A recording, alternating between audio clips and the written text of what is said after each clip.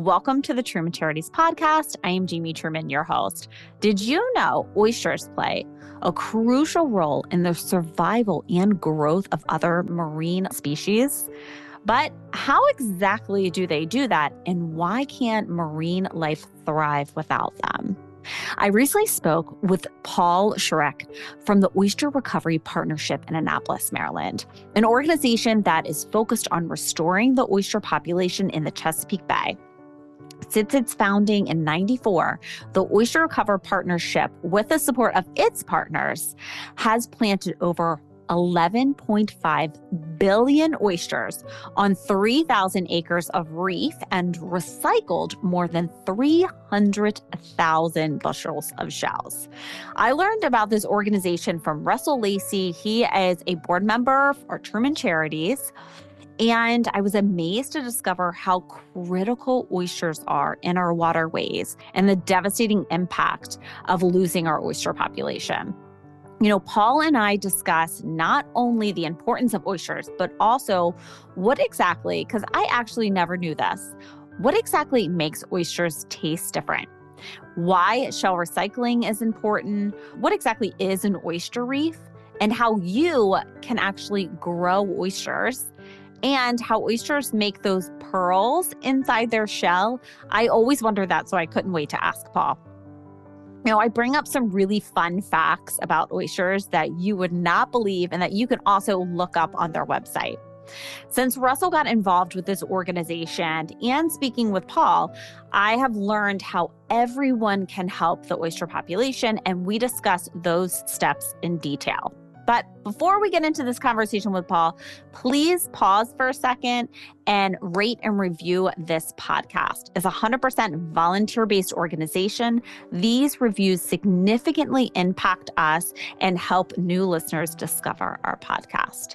I know you'll enjoy this important but also fun and fascinating conversation about oysters. Paul, thanks so much for coming on to talk with us today. Good morning, Jamie. Yeah. So I was really interested in your organization because Russell Lacey, one of our board members, introduced me to the Oyster Recovery Partnership. And I was like, oh my gosh, I grew up in Annapolis. So when I went onto your website, you guys have pictures of like downtown Annapolis. And, I used to work down there. And so it was really great because I've, growing up, learned a lot about the Chesapeake Bay, but I didn't really learn a lot about oysters and why they're important. And so I really loved learning about that. So Paul, I want to know, why oysters? Why oysters? Yes, that's a great question. I mean, the history of oysters and Maryland are sort of, tied at the hip. They really are. Maryland at one point was recognized as the oyster capital of the world.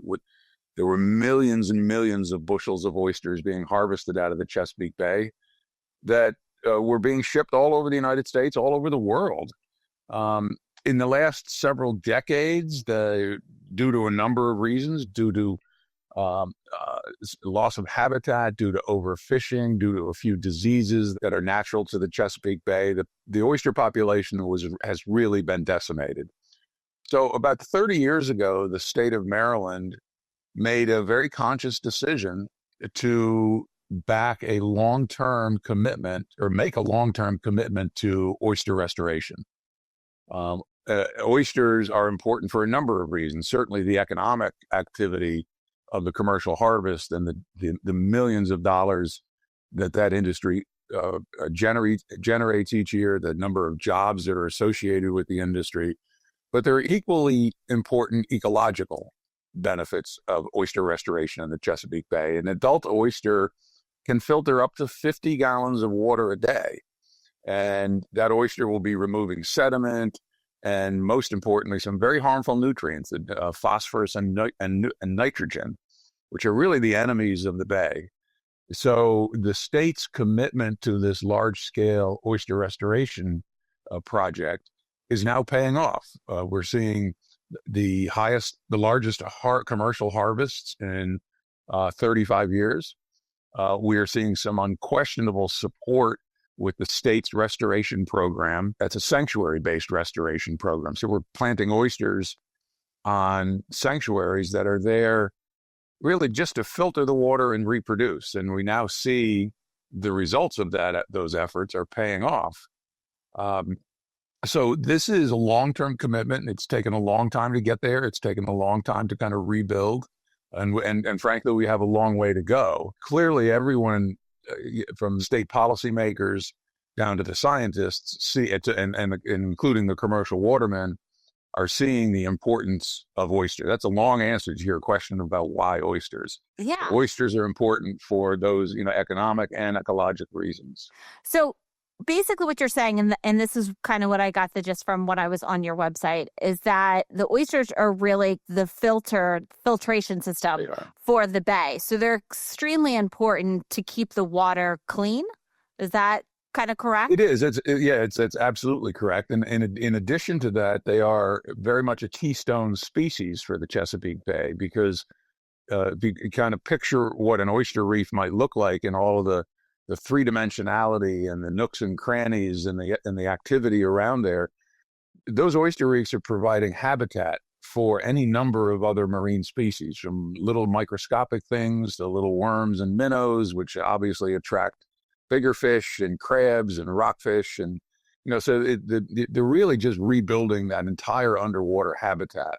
Okay. And we're seeing some tremendous success doing that.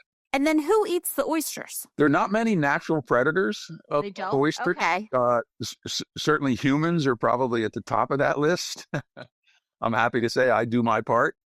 There are a few species. There are a few marine species that do prey on oyster reefs. The scale that we work on, we're putting the Oyster Recovery Partnership is planting about 1 billion oysters, juvenile oysters, every year. Last year, about 460 million oysters went on commercial reefs. Those are oysters that will be eligible for harvest when they reach maturity in about 3 years. We put about 400 million juvenile oysters on sanctuary reefs last year. The momentum behind this is strong. It's taken us 30 years to build this capacity, the capacity to plant at that scale. We are the largest oyster restoration entity in the United States. We're very proud of that. We are building the largest man-made oyster reefs in the world. About 10 years ago, the state of Maryland made a commitment under the 2014 Chesapeake Bay watershed agreement. State of Maryland made a commitment to rebuilding oyster populations in 5 Chesapeake Bay tributaries. I'm happy to say Virginia did the same. So we're really large-scale restoration on 10 Chesapeake Bay tributaries. In the Oyster Recovery Partnership here in Annapolis, we execute that restoration strategy for the state of Maryland.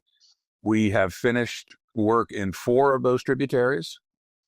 We started work in the 5th and final, and we'll complete that work this year. And those are all sanctuary reefs. These are very large scale. As I said, they will be when they're completed, they will be the largest man-made oyster reefs in the world. Oh, you know what I found interesting when I was on your website and I was reading, you guys have some really fun facts about oysters. So when you're talking about, you say, okay, well, we plant X amount of juvenile oysters. But then when I was reading on your facts on oysters was that sometimes they can switch sexes depending on like where they are. I don't know. You of course know this and I don't. How does that work? Well, I'll step back. I'll step back and maybe talk about the life cycle of an oyster. How about Please that? So, our capacity to plant a billion juvenile oysters a year is heavily dependent on a number of partnerships we have. Partnerships with the state of Maryland, partnerships with the federal government, partnerships with the University of Maryland's Center for Environmental Science. And that last partner operates a hatchery, an oyster hatchery, down on the Choptank River, not far outside of Cambridge, Maryland. And they are producing larvae at a massive scale. And when those larvae are first produced, they're microscopic. If you look at them under a microscope, they look like a little oyster. They have a top and a bottom shell. And the hatchery feeds those microscopic larvae a very tailored diet. And after a few weeks, the larvae will undertake a physical transformation where they will start, instead of sort of swimming or, just kind of being, back and forth in the water, they will start crawling. And they'll put a little foot out, and that indicates that that larvae, which at that point is maybe the size of a grain of pepper, maybe even a little bit smaller, it'll indicate that juvenile oyster is looking to attach itself to something. And it's mostly going to look and try to attach itself to the first hard surface it comes encounters. Out in Mother Nature in the Chesapeake Bay, these larvae are just at the whims of the wind and the currents. The chances of those larvae finding a hard surface are probably fairly small. So the university hatchery at Horn Point is able to up those odds. So when that larvae it starts to crawl and starts looking for a surface to attach, they're put in tanks full of cleaned oyster shell. I brought a couple here. Oh. So we use an enormous amount of recycled oyster shell every year, probably at least 100,000 bushels. We buy a lot of those oyster shells from commercial shucking operations. We also operate a regional shell recycling program where we are recycling oyster shells from restaurants. We currently pick up oyster shells from about 200 restaurants in the region, in Washington, suburban Baltimore, the Eastern Shore. All of these shells are transported to the Horn Point Hatchery in Cambridge. They're aged outside for about a year, and then they're washed. It kind of goes through a very large outdoor dishwasher, if you will, and they come out as clean as that. And why are they aged for a year? Because typically when we will pick them up either from the restaurant or the commercial shucking operation, they're still covered in some organic material. Okay. In the restaurants, it might be anything from cocktail sauce to lemons. In the commercial shucking operation, it's usually just a little bit of residual tissue is still in there. So we age those and clean them, and then we put them in very large tanks. Picture a kind of giant hot tub, if you will, filled with clean oyster shell. And we fill those with river water from the Choptank River. And then the hatchery staff will pour the larvae into those tanks. And the larvae will be circulated through the water in those tanks for a few days. And after a few days, they all will have found a resting place. So all will have found a hard surface to attach to. So now picture we've got a tank full of oyster shells. Each one may have a dozen or more baby oysters attached to it. Those shells then get transported to the deck of a very large workboat. And that workboat sails out to whatever reef is being planted that day. And a typical day for us might be planting anywhere from 15 to 25 million baby oysters in a single day. Mm-hmm. Go back to your question. Oysters are unusual animals. Yes, they are. They do have the ability to swap back and forth, swap gender back and forth. I'll point out quickly that I'm not a scientist. I'm going to avoid answering any scientific question. No, They are fascinating animals. Yeah. Yeah. Now, I was reading on the site. There's a reason why that is? It depends on like the temperature of the water or something like that. I believe that's a material factor. Uh-huh. But again, I'm going to stay away from trying to answer any science questions. Okay, I just found that so interesting. You had like a lot of facts on oysters. And when the hatchery staff is spawning these oysters, they go out in January of each year into the Choptank River, and they will harvest what they will use for brood stock. What's brood stock? Brood stock will be the adult oysters, the females that are going to produce the eggs, and the males that are going to produce the sperm. Oh, okay. And they will bring those in. They will bring those oysters in and keep them in tanks. And there's really only, without opening the oyster, which would kill it, there's really only one way to determine is that a male oyster or a female oyster? And the staff will just observe these oysters in the tanks, and then they'll be looking for kind of the characteristic reproduction activities. Well, they'll look if an oyster opens up and sort of claps eggs out into the water, then they will pull that out because now they know they have a female oyster, and they'll put that in a tank of female oysters. Oh, interesting. So it's absolutely fascinating husbandry. It really is. And these are the scientists that make the magic happen. They're, none of the oysters that we're planting on this large scale are possible without the work of our partners at the Horn Point Hatchery. Hats off to them for making beginning the magic down there. Yeah, I loved your organization because I learned so much about oysters when I was doing research for you guys. And then also the real need to have them in the water source to filtrate the water. So what do you think would happen to the Chesapeake Bay if you guys, I know you were founded in 94, and you guys didn't start making this a priority to have these, what are you calling them? The reefs, the reef. The sanctuary reefs as well as the public reefs. So if you guys wouldn't have started this, like, what do you think would happen to the bay? Well, we've had a good look at what happens to the Chesapeake Bay. When the oyster population was absolutely decimated about 30 years ago, there were two important functions that were taken out of the water. One is the filtration, taking the harmful nitrogen and phosphorus out of the water, and secondly is the habitat that they create. Without oyster reef, there really is very little habitat for the other marine species to live and thrive. That was the driving force behind the policy decision by the leaders of the state of Maryland 3 decades ago, is that they recognized that the filtering capacity of the oyster population is essential to the health of the water quality in the bay, and the reefs, those 3-dimensional reefs, are essential to helping other marine species survive and grow. So we've had a look at what happens when oyster restoration is not being done at this scale. And then conversely, we now are seeing what happens when the oyster restoration is done at this scale. We're seeing the return of habitat. We're seeing measurable increases in water quality. The federal government now recognizes oyster restoration as a best management practice, meaning we can measure precisely the amount of phosphorus and nitrogen a given oyster reef is removing from the Chesapeake Bay. Know what works. We've seen what doesn't work, and now we're experiencing the success of the large scale restoration. Now, do you see this as an issue throughout the United States? Or, because I know you guys are just focusing on the Chesapeake Bay, but is this something that is an issue you think that is prevalent throughout the United States?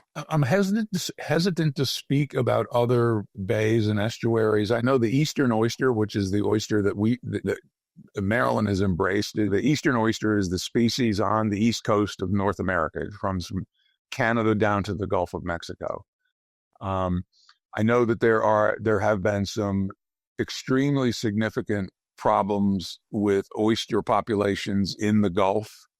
I know some very typically large oyster production states of Texas, Alabama, Mississippi, Louisiana have seen their populations decline. Maryland is now a net exporter of oysters, which again, 30 years ago would have been hard to believe that, with the population as decimated as it was at the time, that just a few decades later, the population would be one here that is leading to a significant commercial export to other states.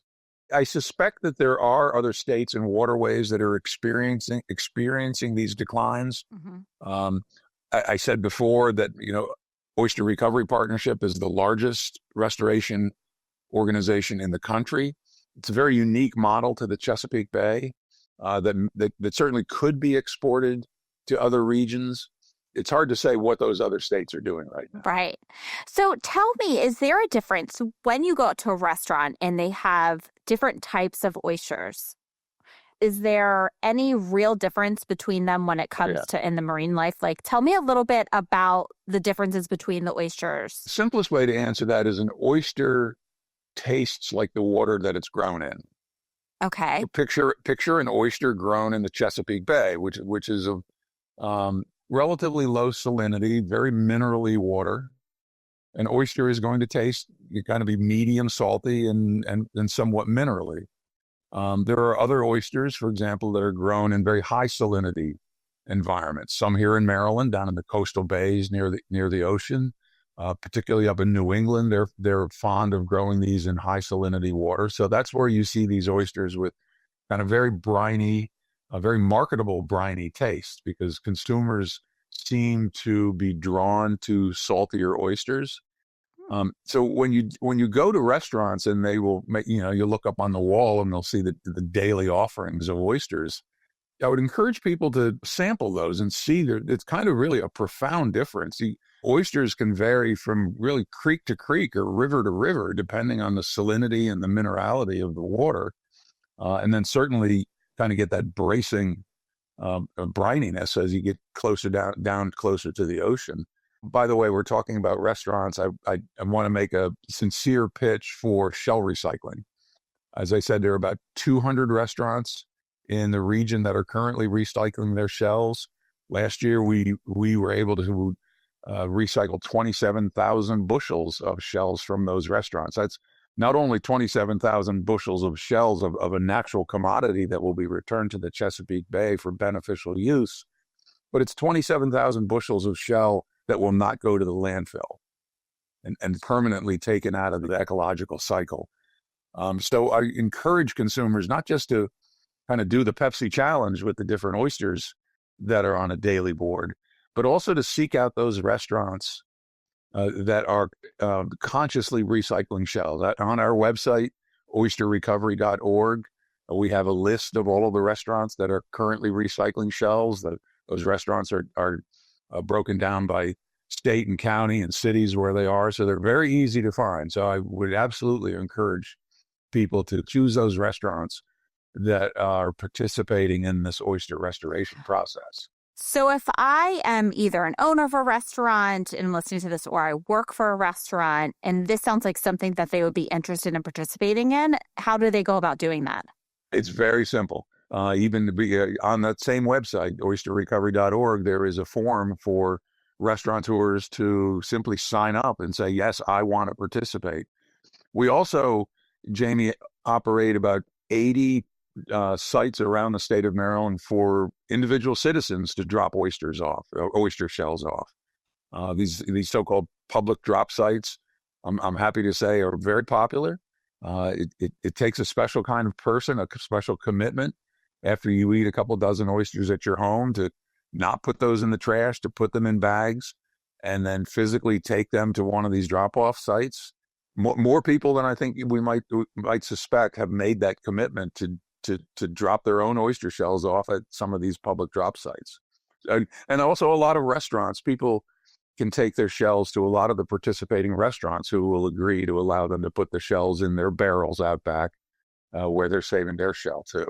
Oh, that makes sense. Okay, so how could someone like myself help your organization? Any number of ways. First of all, eat oysters. Eat oysters at restaurants that are recycling those shells. Number two, talk to your elected officials and the policymakers and emphasize the demonstrable success that the state of Maryland is seeing with this large-scale restoration program. We have a number of activity or of projects here at Oyster Recovery Partnership aimed at public participation. We encourage people who live with waterfront properties to grow oysters in cages at their piers. We have a number of volunteer activities where people come and they help us build cages. They help us collect shell. Any number of opportunities for volunteers to get hands-on. We do a program called Shuck Like a Pro, where we teach people to shuck oysters, which is a lot of fun. That's usually based in one of our restaurant partners, aimed at bringing people in, usually on a weekday evening, for a very fun hour or two of learning how to shuck oysters. And then, of course, I will remind everyone that we are a nonprofit organization. We're heavily dependent on government grants to do the work, but we also have a lot of appeal to corporations and foundations and individual citizens who support our work through financial contributions. So there's any number of opportunities for the public to be involved. Right. So our board member, Russell, and his wife, Zan, are very much involved within your organization. And that's how I got introduced to you. Yeah. So he is actually doing having a fundraiser for you guys. So he's trying to raise a minimum of $10,000 through the Montgomery County Rotary Clubs. So that would purchase 1 million oysters to be planted on a protected reef in the Chesapeake Bay. So typically what we do is for everyone that we speak to, Truman Charities donates $250. But because it's Russell's event, so we're going to donate $1,000 to our organization for Russell's event. So I also think that just like Russell and his wife, Zan, you could always have a small fundraiser too to raise, because it's kind of cool that he was able to say, okay, well, this amount of money will purchase X amount of oysters on a reef. So you can see, because it is local and they're working with you guys, the direct impact that you have. Yes. Which I think is fantastic. Well, first of all, Jamie, thank you very, very much for that support. I want to thank and kind of a shout out to Russell as well. Russell, we met Russell maybe 2 years ago. He is a Montgomery County businessman who obviously, I think he and his family have roots here in Anne Arundel County. And he recognized the impact that oysters can have on our waterways and really and stepped forward with a phone call. Just said, I want to get involved. How can I do that? And here we are a year and a half or 2 years later. Number one, I'm on this podcast with you. And number two, Russell is really taking the lead to raise some funds. Hats off to you for paying attention to the math on our website when you said $10,000 will plant 1 million oysters. When you do it at this scale, we're able to kind of really wring the efficiencies out of the process, and we've proved that we can do this on an affordable basis. So thank you again very much. Of course. And so what I want to know is, what is your future plans? What are your goals? We will finish the state's 5 tributary strategy this year. The state of Maryland right now is looking at its own future for oyster restoration. It has identified 3 new priority areas for large-scale restoration. I believe that once we finish that 5th and final tributary, we will sort of pivot and set our sights on some of the new target areas for restoration. Much of this is going to depend on the availability of state and federal money. I'm happy to say that there's not a lot of federal money in this space, that the vast majority of the public commitment to oyster restoration is here in Maryland using state funds. I do know that we have the ability to plant 1 billion juvenile oysters a year. That's nothing to ignore. It's taken us quite a number of years to build that capacity. We feel very strongly that that capacity can and will be preserved, used hopefully on the new target areas in the Chesapeake Bay. We've also been approached by other organizations outside the Chesapeake Bay region looking to learn about building the capacity to do it on that scale. So, we feel our future is bright, a little bit uncertain, but we do know that what we do works. Policy administrators, scientists, government officials recognize the success of this. So we're confident that we're going to continue to be able to bring this level of restoration to the Bay, to Chesapeake Bay, and even outside the Bay as well. Yeah, because I didn't know that oysters actually are part of the filtration system of the Bay. And so I think it's just the more people know, then they understand how important it is. Because I personally, and as I told you, I grew up in Annapolis. Like, I worked downtown Annapolis, never heard about this. So I think it's just more educating the public on how important that they really are. We spend a lot of time making sure that in addition to the science that is driving the restoration, that we are reaching out to the public for public education. We find that most people like you, once they learn a little bit about this work, are fascinated by it and always ask, what can we do? How can we be involved? So we're cognizant of the importance of public awareness and public education, everything from recycling shells to supporting government expenditures to policy decisions about what's next. That's why I thought it was great. When Russell came up to me, I was like, oh my gosh, well, yes, we should do a podcast. I was like, this is the perfect way for a ton of people, a lot of people in the area, and we have a lot of listeners to learn about what you guys are doing. But, I wanted to ask you, when you're listening to this, you have to go on the website and you have to go on, because I was like mesmerized by all the oyster facts. But there was one when you were talking that just like popped in my head. Are the oysters the ones that the pearls? Is that oysters where you're like open and there's a pearl? What is that? Um, First of all, the pearls that we know of, picture, a pearl ring or a pearl necklace, it's a different species of oysters. I believe primarily it's an Asian species that are being cultivated specifically for the purpose of producing those beautiful pearls.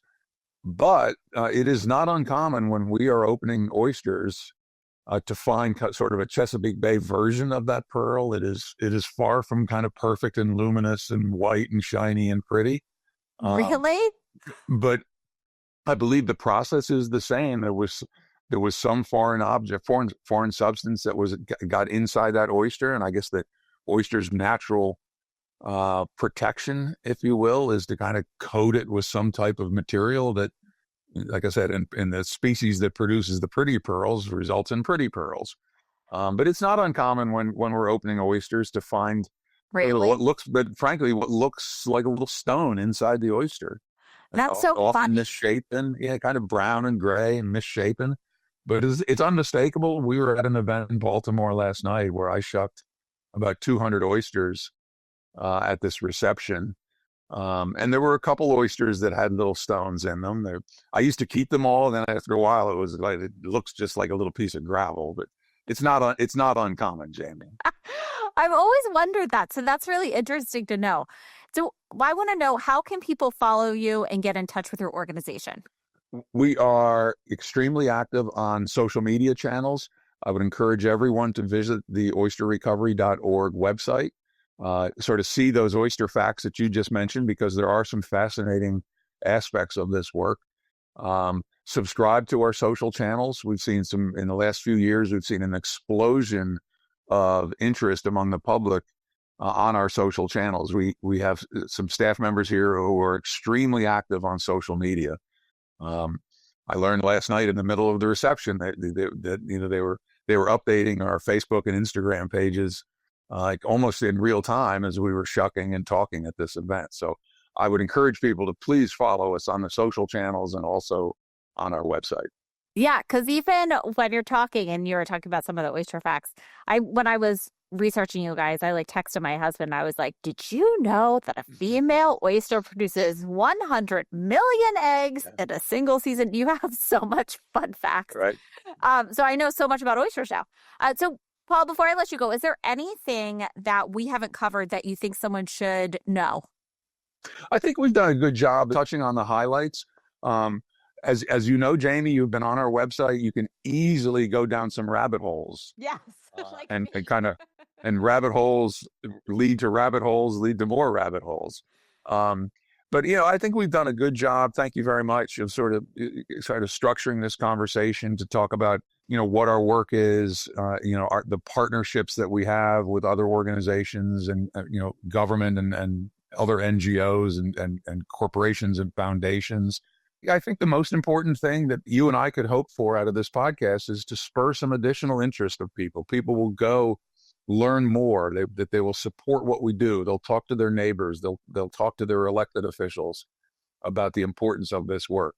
I believe you have done a great job of kind of giving this overview, and I would look forward to a conversation. We love what we do. We're very proud of our work. We know it works.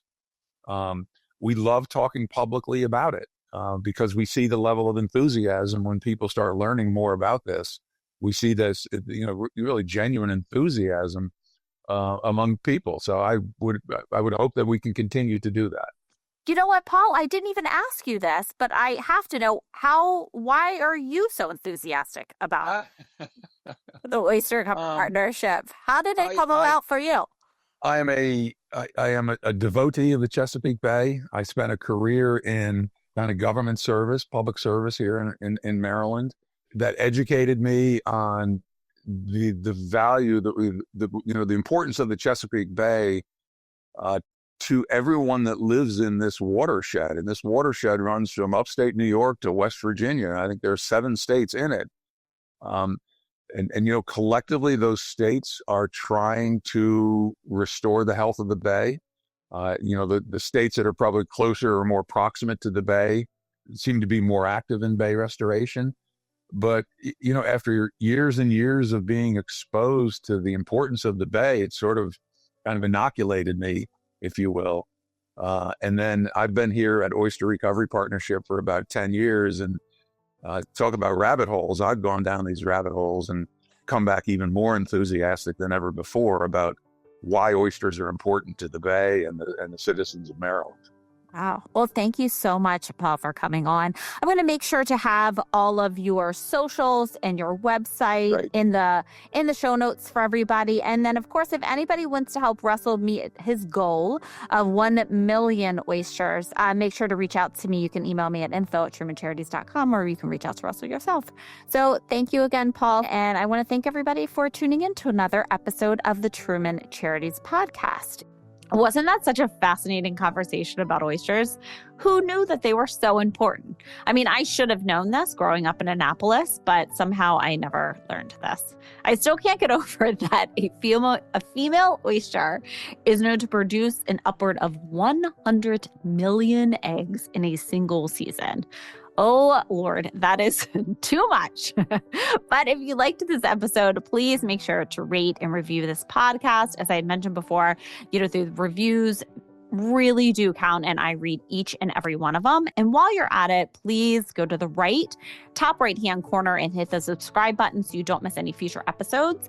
If you'd like to follow us, you can follow us on Instagram at Jamie_Truman Charities, Facebook at Truman Charities. You can follow me on LinkedIn, Jamie Truman. And so you don't miss any of our upcoming Truman Charities events, such as our Derby Party coming up May 3rd, and we'll be benefiting Interfaith Works. Go on to trumancharities.com and sign up for our newsletter. Thanks again for tuning in to another episode of the Truman Charities Podcast. Until next time.